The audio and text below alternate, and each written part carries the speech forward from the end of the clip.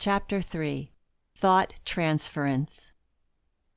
Almost everyone nowadays is anxious to practice thought transference, and dreams of the delights of communicating with an absent friend without the assistance of telegraph or post. Many people seem to think they can accomplish the task with very little effort, and are quite surprised when they meet with total failure in their attempts.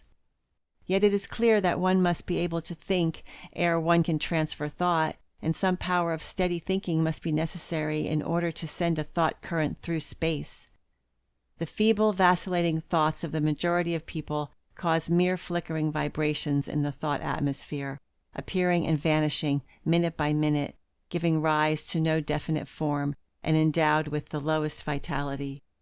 A thought form must be clearly cut and well vitalized if it is to be driven in any definite direction, and to be strong enough, on arriving at its destination, to set up there a reproduction of itself.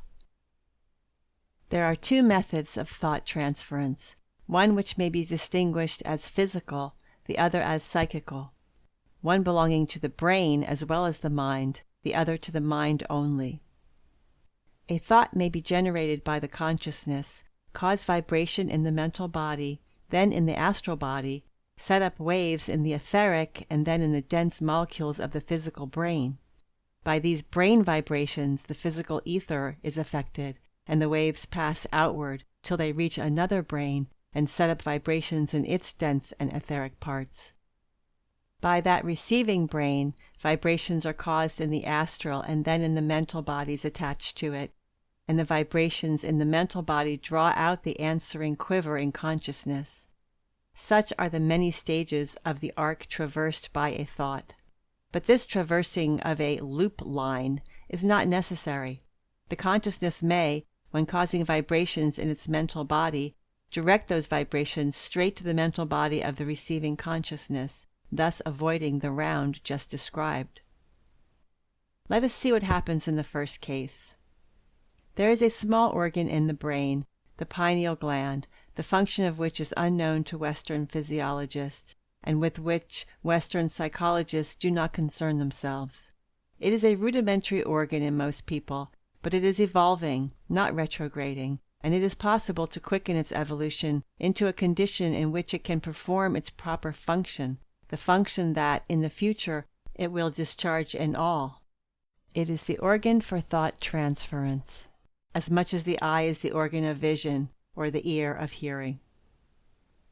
If anyone thinks very intently on a single idea, with concentration and sustained attention, he will become conscious of a slight quiver, or creeping feeling. It has been compared to the creeping of an ant, in the pineal gland. The quiver takes place in the ether which permeates the gland, and causes a slight magnetic current, which gives rise to the creeping feeling in the dense molecules of the gland. If the thought be strong enough to cause the current, then the thinker knows that he has been successful in bringing his thought to a pointedness and a strength which render it capable of transmission. That vibration in the ether of the pineal gland sets up waves in the surrounding ether, like waves of light, only much smaller and more rapid.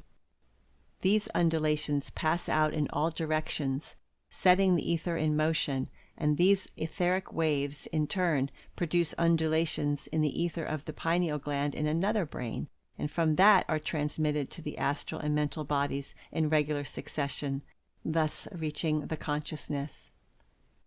If this second pineal gland cannot reproduce these undulations, then the thought will pass unnoticed, making no impression, any more than waves of light make an impression on the eye of a blind person.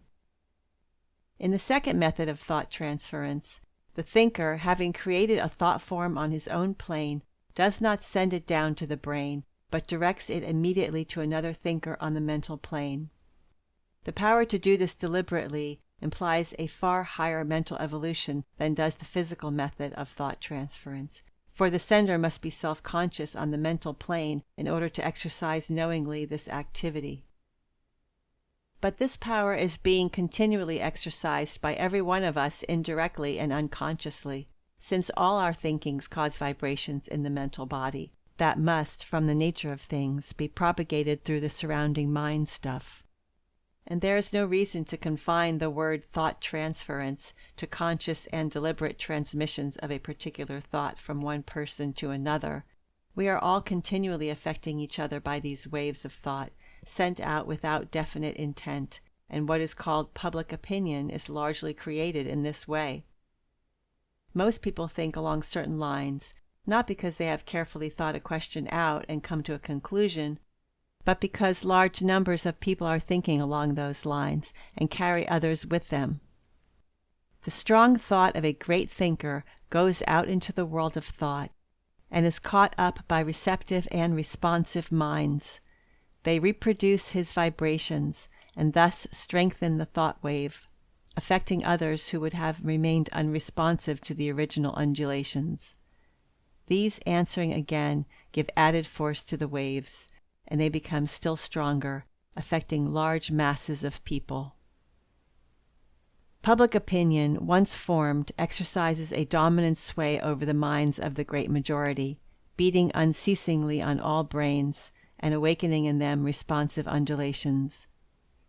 There are also certain national ways of thinking, definite and deeply cut channels, resulting from the continual reproduction during centuries of similar thoughts, arising from the history, the struggles, the customs of a nation. These profoundly modify and color all minds born into the nation, and everything that comes from outside the nation is changed by the national vibration rate. As thoughts that come to us from the outer world are modified by our mental bodies, and when we receive them, we receive their vibrations plus our own normal vibrations, a resultant, so do nations, receiving impressions from other nations, receive them as modified by their own national vibration rate. Hence the Englishman and the Frenchman, the Englishman and the Boer, see the same facts, but add to them their own existing prepossessions, and quite honestly accuse each other of falsifying the facts and practicing unfair methods.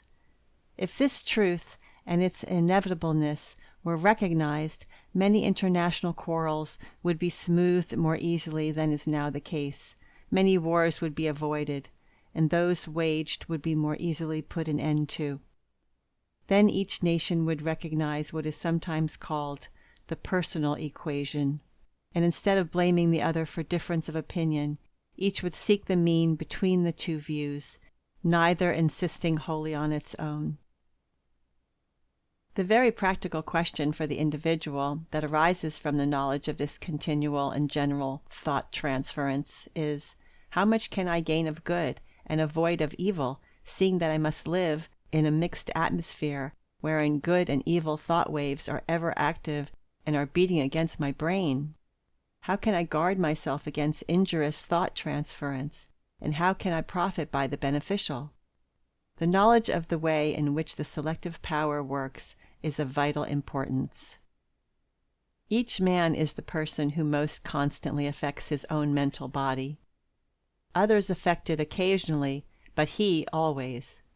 The speaker to whom he listens, the author whose book he reads, affect his mental body, but they are incidents in his life. He is a permanent factor. His own influence over the composition of the mental body is far stronger than that of anyone else, and he himself fixes the normal vibration rate of his mind. Thoughts which do not harmonize with that rate will be flung aside when they touch the mind. If a man thinks truth, a lie cannot make a lodgment in his mind. If he thinks love, hate cannot disturb him. If he thinks wisdom, ignorance cannot paralyze him. Here alone is safety, here real power. The mind must not be allowed to lie as it were fallow, for then any thought seed may take root and grow. It must not be allowed to vibrate as it pleases, for that means that it will answer to any passing vibration. There lies the practical lesson. The man that practices it will soon find its value, and will discover that by thinking, life can be made nobler and happier, and that it is true that by wisdom we can put an end to pain. Chapter 4. The Beginnings of Thought. Few outside the circle of students of psychology have troubled themselves much with the question, how does thought originate? When we now come into the world, we find ourselves possessed of a large amount of thought ready-made, a large store of what are called innate ideas. These are conceptions which we bring with us into the world, the condensed or summarized results of our experiences in lives previous to the present one. With this mental stock in hand, we begin our transactions in this life, and the psychologist is never able to study by direct observation the beginnings of thought. He can, however, learn something from the observation of an infant, for just as the new physical body runs over in prenatal life the long physical evolution of the past, so does the new mental body swiftly traverse the stages of its long development. It is true that mental body is not by any means identical with thought, and hence that even in studying the new mental body itself, we are not really studying the beginnings of thought at all. To a still greater degree is this true when we consider that few people can study even the mental body directly, but are confined to the observation of the effects of the workings of that body on its denser fellow, the physical brain and nervous system. Thought is as distinct from the mental body as from the physical. It belongs to consciousness, to the life side, whereas mental and physical bodies belong alike to the form, to the matter side, and are mere transitory vehicles or instruments. As already said, the student must ever keep before him the distinction between him who knows and the mind, which is his instrument for obtaining knowledge, and the definition of the word mind already given as the mental body and manas, a compound. We can, however, by studying the effects of thought on these bodies, when the bodies are new, infer by correspondence something of the beginnings of thought, when a self, in any given universe, comes first into contact with the not-self. The observations may help us, according to the axiom, as above, so below. Everything here is but a reflection, and by studying the reflections we may learn something of the objects that cause them. If an infant be closely observed, it will be seen that sensations, response to stimuli by feelings of pleasure or pain, and primarily by those of pain, precede any sign of intelligence. That is, that vague sensations precede definite cognitions. Before birth, the infant was sustained by the life forces flowing through the mother's body. On its being launched on an independent existence, these are cut off. Life flows away from the body and is not now renewed. As the life forces lessen, want is felt, and this want is pain. The supply of the want gives ease, pleasure, and the infant sinks back into unconsciousness. Presently, sights and sounds arouse sensation, but still no intellectual sign is given. The first sign of intelligence is when the sight or voice of the mother or nurse is connected with the satisfaction of the ever-recurring want, with the giving of pleasure by food, the linking together in or by memory of a group of recurring sensations with one external object, which object is regarded as separate from and as the cause of those sensations. Thought is the cognition of a relation between many sensations and a one, a unity, linking them together. This is the first expression of intelligence, the first thought, technically a perception.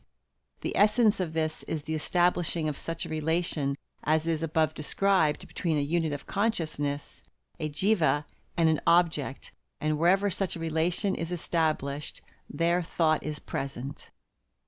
This simple and ever verifiable fact may serve as a general example of the beginning of thought in a separated self, that is, in a triple self encased in an envelope of matter, however fine, a self as distinguished from the self. In such a separated self, sensations precede thoughts. The attention of the self is aroused by an impression made on him and responded to by a sensation. The massive feeling of want, due to the diminution of life energy, does not by itself arouse thought, but that want is satisfied by the contact of the milk, causing a definite local impression, an impression followed by a feeling of pleasure. After this has been often repeated, the self reaches outwards, vaguely, gropingly. Outwards, because of the direction of the impression, which has come from outside. The life energy thus flows into the mental body and vivifies it, so that it reflects, faintly at first, the object which, coming into contact with the body, has caused the sensation. This modification in the mental body, being repeated time after time, stimulates the self in his aspect of knowledge, and he vibrates correspondentially. He has felt want, contact, pleasure, and with the contact an image presents itself, the eye being affected as well as the lips, two sense impressions blending. His own inherent nature links these three, the want, the contact image, the pleasure, together, and this link is thought. Not till he thus answers is there any thought. It is the self that perceives, not any other or lower. This perception specializes the desire, which ceases to be a vague craving for something and becomes a definite craving for a special thing, milk. But the perception needs revision, for the knower has associated three things together, and one of them has to be disjoined, the want. It is significant that at an early stage the sight of the milk giver arouses the want. The knower, calling up the want when the image associated with it appears. The child who is not hungry will cry for the breast on seeing the mother. Later this mistaken link is broken, and the milk giver is associated with the pleasure as cause, and seen as the object of pleasure. Desire for the mother is thus established, and then becomes a further stimulus to thought. The relation of sensation and thought. It is very clearly stated in many books on psychology, Eastern and Western, that all thought is rooted in sensation, that until a large number of sensations have been accumulated, there can be no thinking. Mind, as we know it, says H. P. Blavatsky, is resolvable into states of consciousness of varying duration, intensity, complexity, etc., all in the ultimate resting on sensation.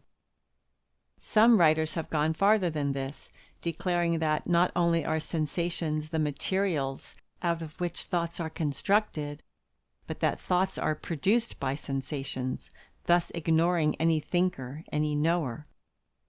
Others, at the opposite extreme, look on thought as the result of the activity of the thinker, initiated from within instead of receiving its first impulse from without, sensations being materials on which he employs his own inherent specific capacity, but not a necessary condition of his activity.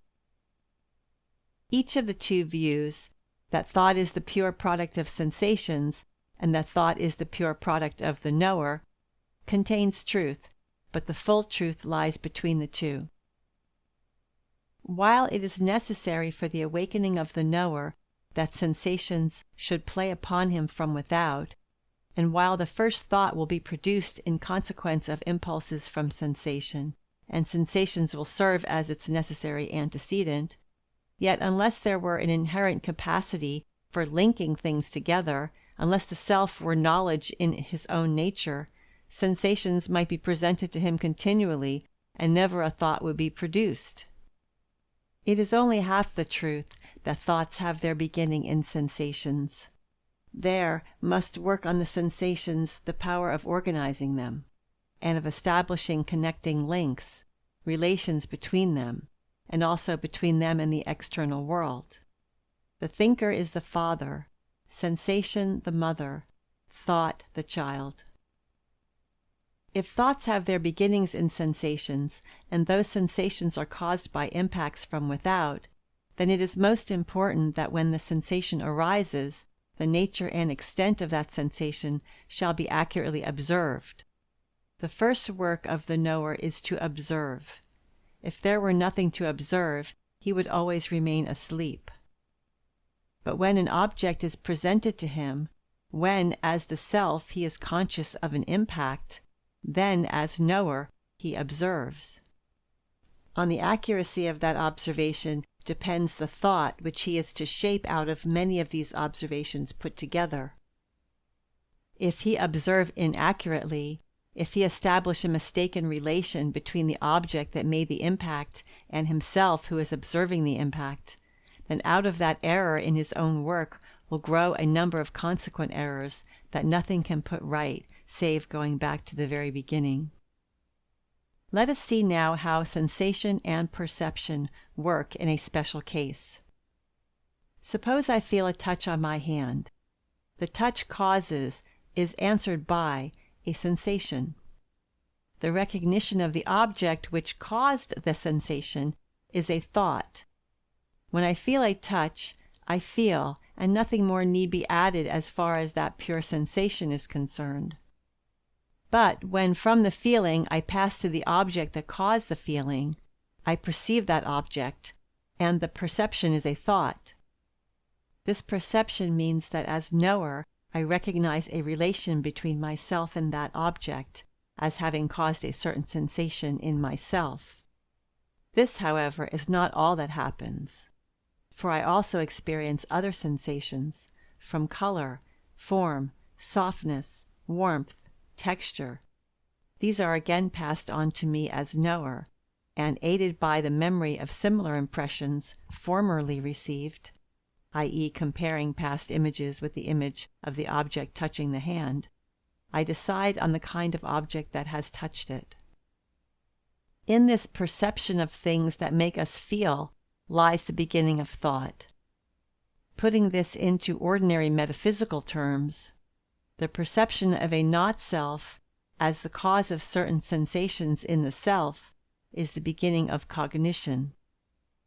Feeling alone, if such were possible, could not give consciousness of the not-self. There would be only the feeling of pleasure or pain in the self, an inner consciousness of expansion or contraction. No higher evolution would be possible if a man could do nothing more than feel. Only when he recognizes objects as causes of pleasure or pain does his human education begin. In the establishing of a conscious relation between the self and the not-self, the whole future evolution depends, and that evolution will largely consist in these relations becoming more and more numerous, more and more complicated, more and more accurate on the side of the knower. The knower begins his outer unfolding when the awakened consciousness, feeling pleasure or pain, turns its gaze on the external world and says, "That object gave me pleasure. That object gave me pain." There must have been experienced a large number of sensations before the self answers externally at all. Then came a dull, confused groping after the pleasure, due to a desire in the willing self to experience a repetition of the pleasure. And this is a good example of the fact mentioned before, that there is no such thing as pure feeling or pure thought. For desire for the repetition of a pleasure implies that the picture of the pleasure remains, however faintly, in the consciousness, and this is memory, and belongs to thought. For a long time the half-awakened self drifts from one thing to another, striking against the not-self in haphazard fashion, without any direction being given to these movements by consciousness, experiencing pleasure and pain without any perception of the cause of either. Only when this has gone on for a long time is the perception above mentioned possible, and the relation between the knower and the known begun.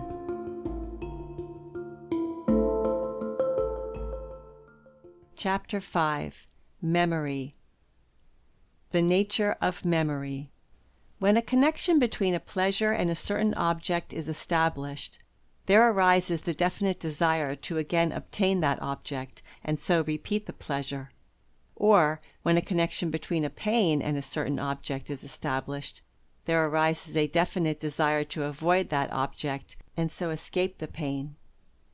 On stimulation, the mental body readily repeats the image of the object, for, owing to the general law that energy flows in the direction of least resistance, the matter of the mental body is shaped most easily into the form already frequently taken.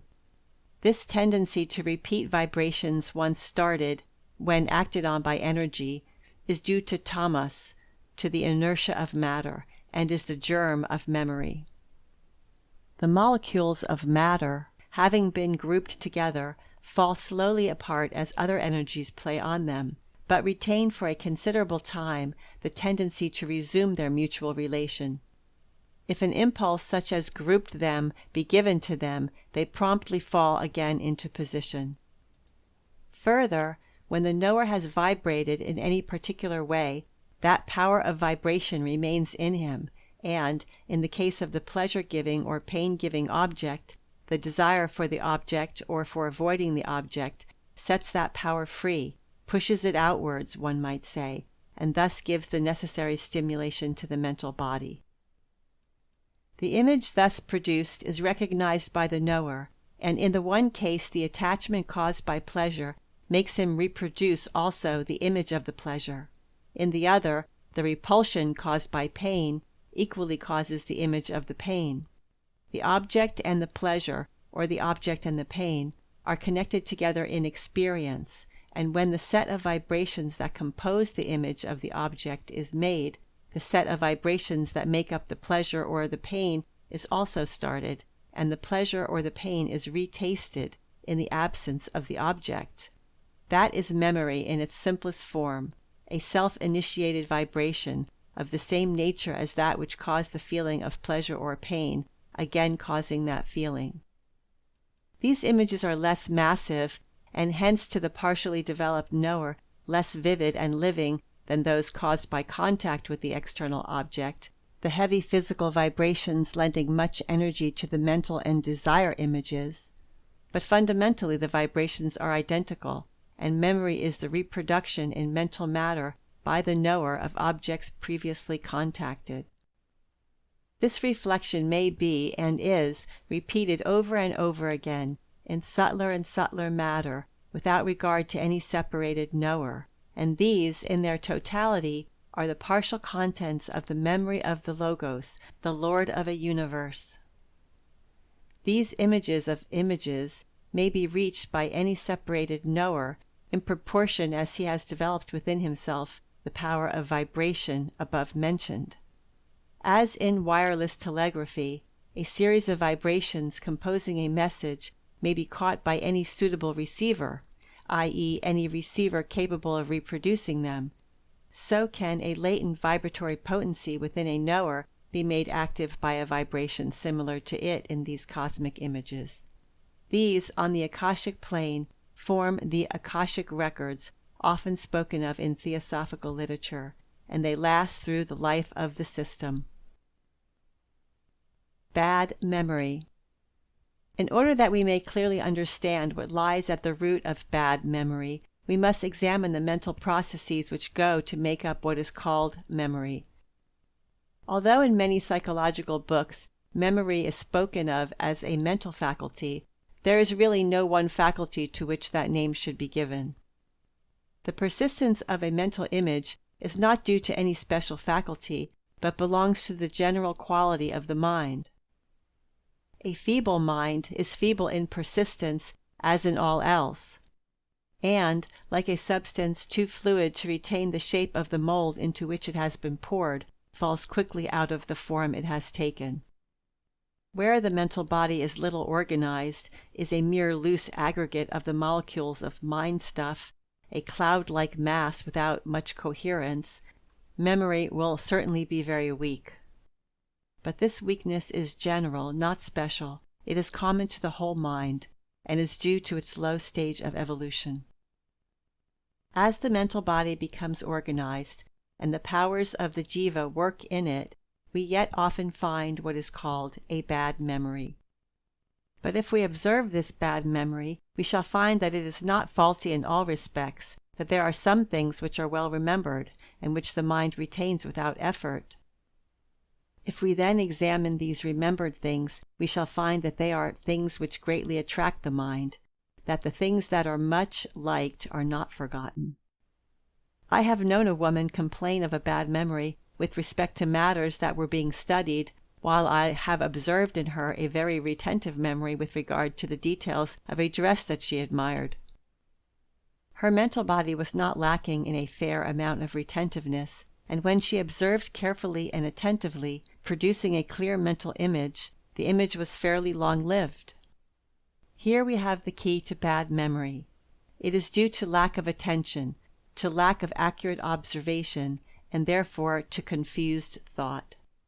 Confused thought is the blurred impression caused by careless observation and lack of attention, while clear thought is the sharply cut impression due to concentrated attention and careful, accurate observation. We do not remember the things to which we pay little heed, but we remember well the things that keenly interest us. How, then, should a bad memory be treated? First, the thing should be noticed with regard to which it is bad and with regard to which it is good, so as to estimate the general quality of adhesiveness.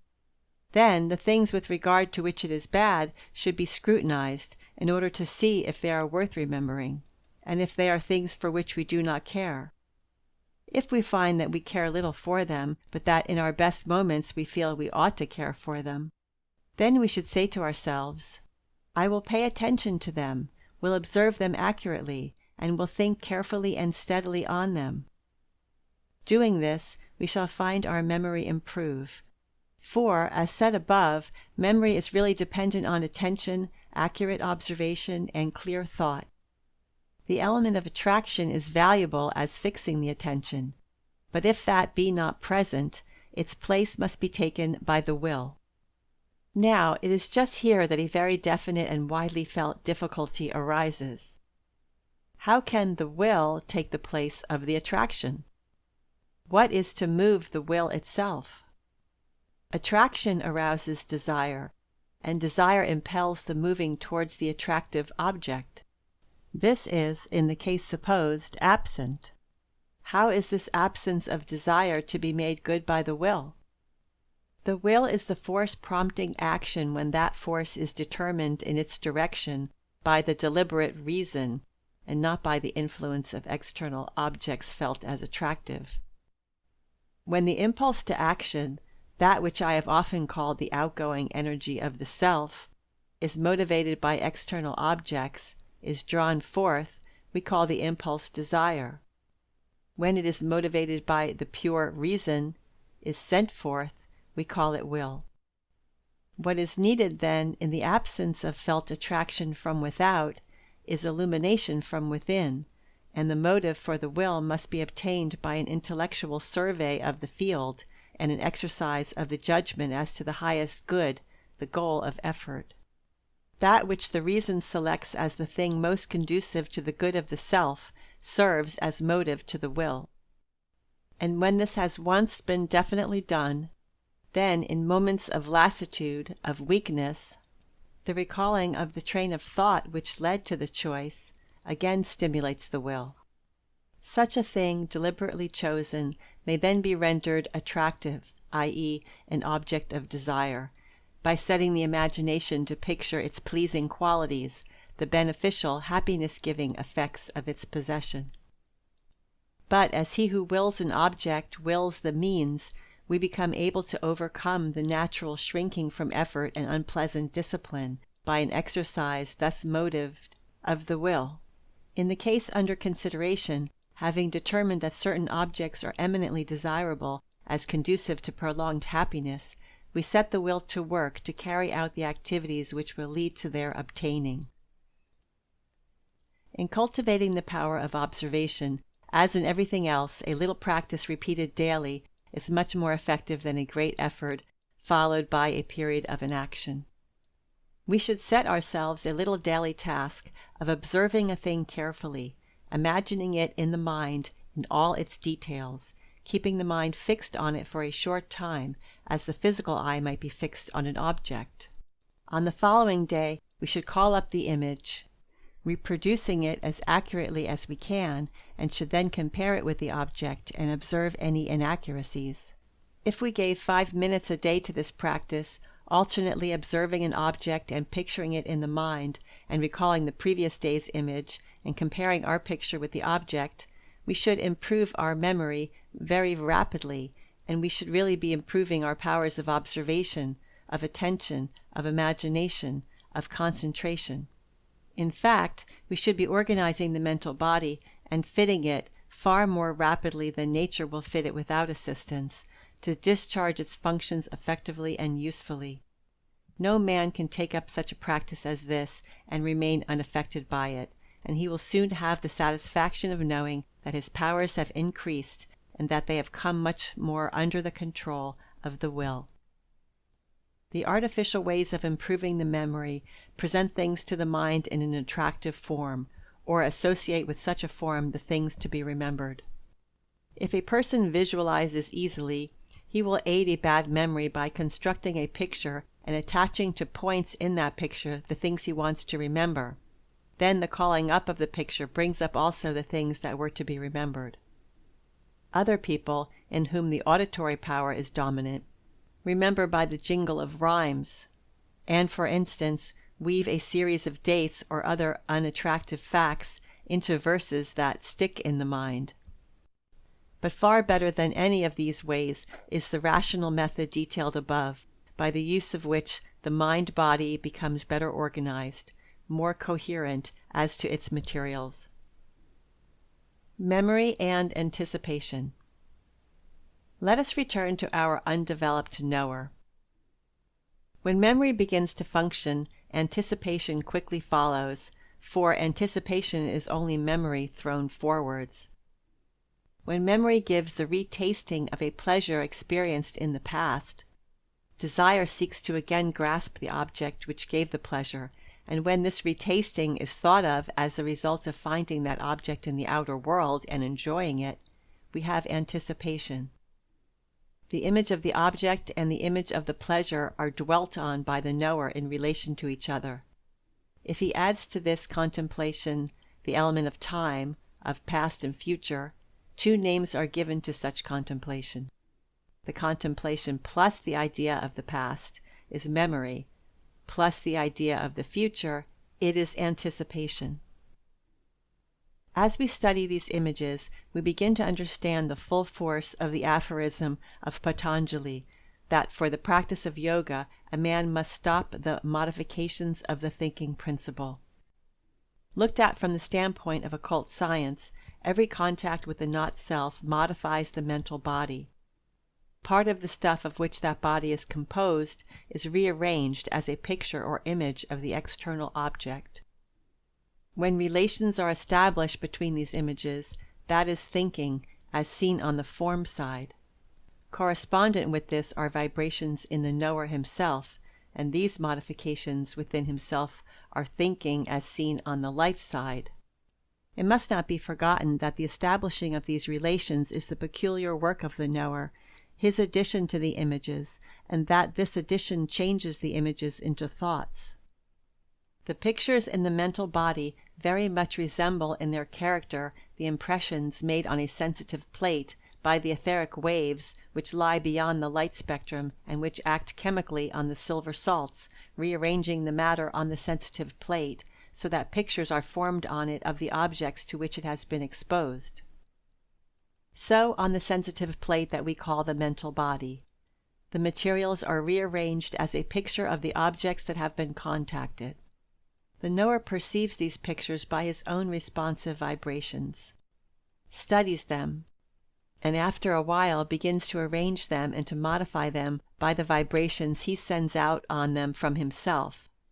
By the law already spoken of, that energy follows the line of least resistance, he reforms over and over again the same images, makes images of images, so long as he confines himself to this simple reproduction, with the sole addition of the time element, we have, as said, memory and anticipation. Concrete thinking is, after all, only a repetition in subtler matter of everyday experiences, with this difference, that the knower can stop and change their sequence, repeat them, hurry or slacken them, as he will. He can delay on any image, brood over it, dwell on it, and can thus gain from his leisurely re-examination of experiences much that had escaped him as he passed through them, bound to the unresting, unhasting wheel of time. Within his own domain he can make his own time, so far as its measures are concerned, as does the Logos for his worlds. Only he cannot escape from the essence of time, succession, until he can touch the Logoic consciousness, freeing himself from the bonds of the world matter, and then even only so far as this system is concerned. End of chapter 5.